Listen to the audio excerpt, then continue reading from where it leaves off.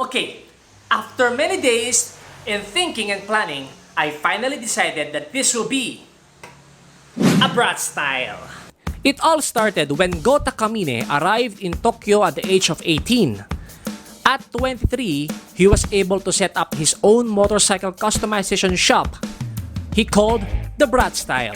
Its creator, Go Takamine, mixed the concepts of the English cafe racer and the American bobber to create a more lighter and urban motorcycle. It is based on medium displacement motorcycle, low in suspensions, spoke wheels, fine and flat two-seater seat.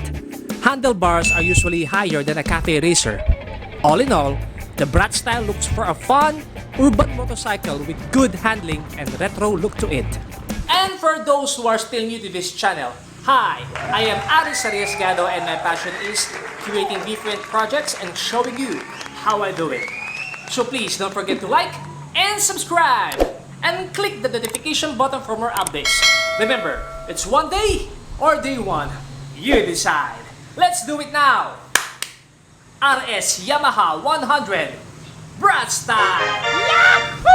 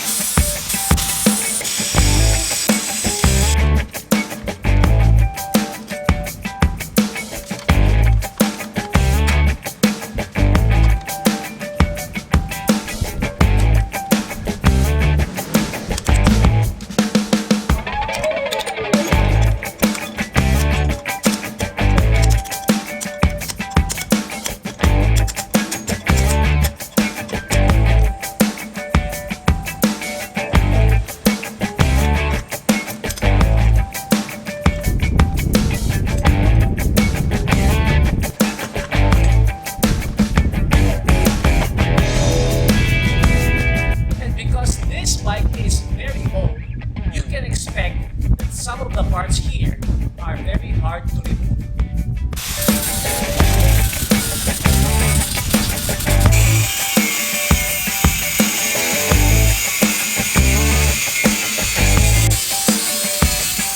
Okay, so this is the bracket. Now we're going to reuse it.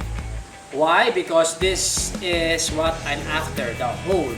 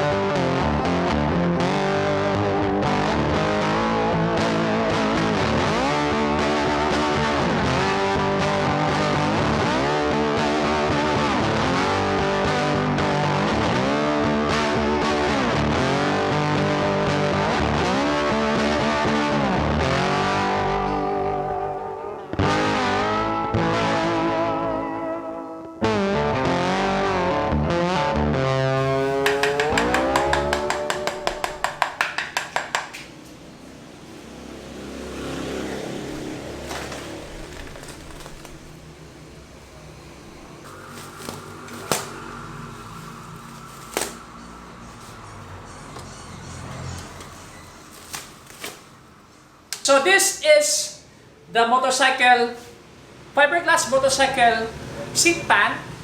So it's ready to go to the upholsterer. But right now we have a visitor. So he is Marty. Hello. Hi, this is Marty. He is a professional mechanic. If ever I'm lost with my bikes, he is the person that I'm going to call anytime that I need his help. So he is here right now because he will be the one lacing my wheels. So, Marty, let's do it. Okay.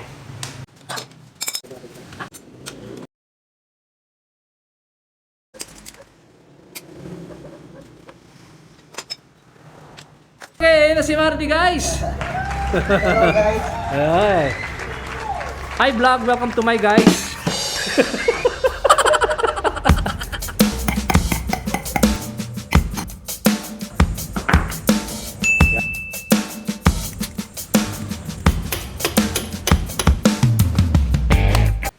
Now we finish the seat.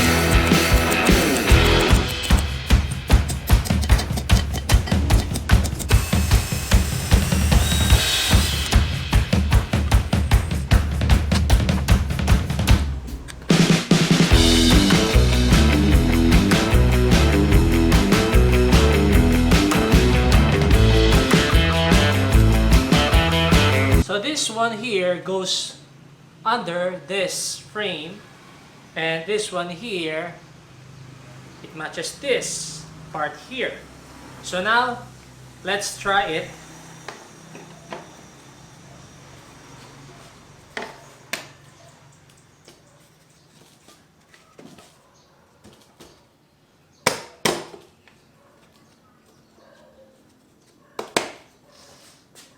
And then,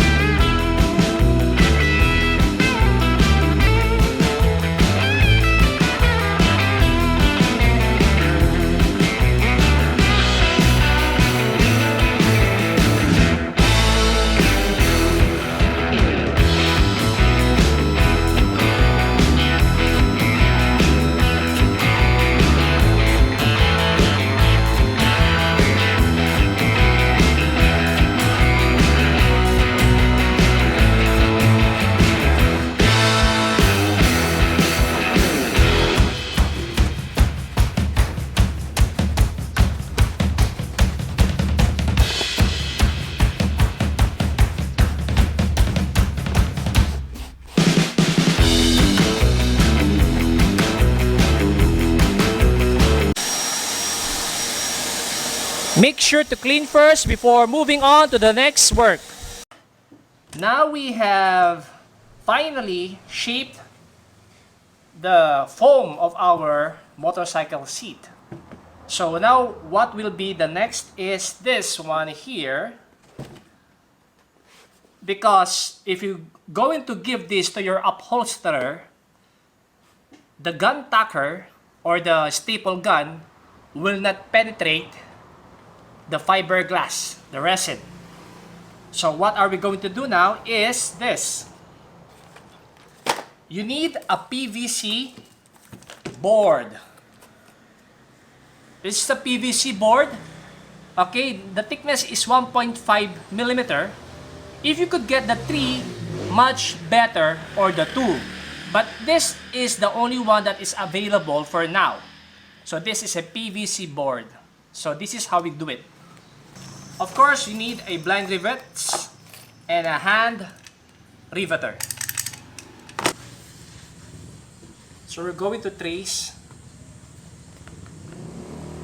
the board.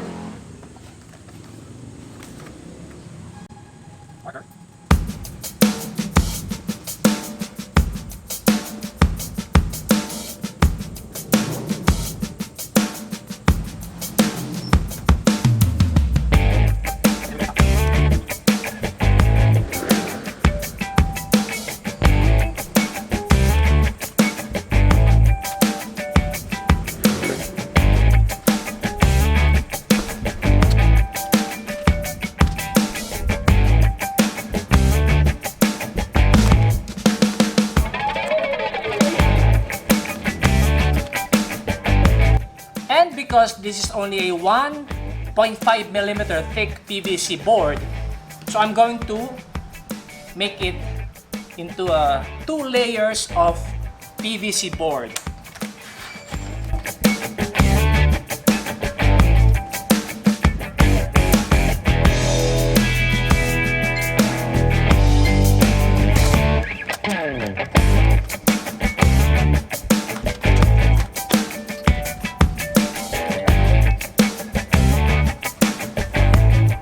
Because this is a PVC board, you can use your heat gun to hit this board so that it will follow the contour or the lines of your seat pan.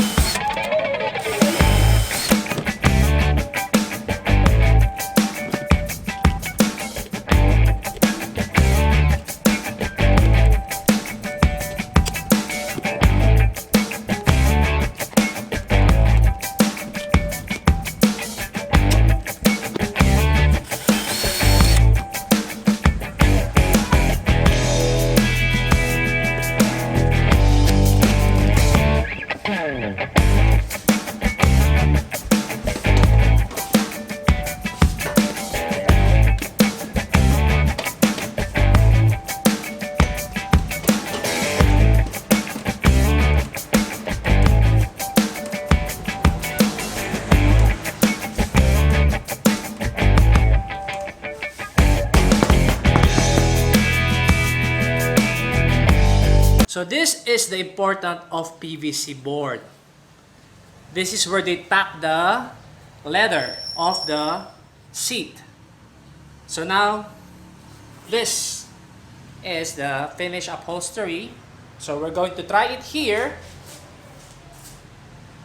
Now,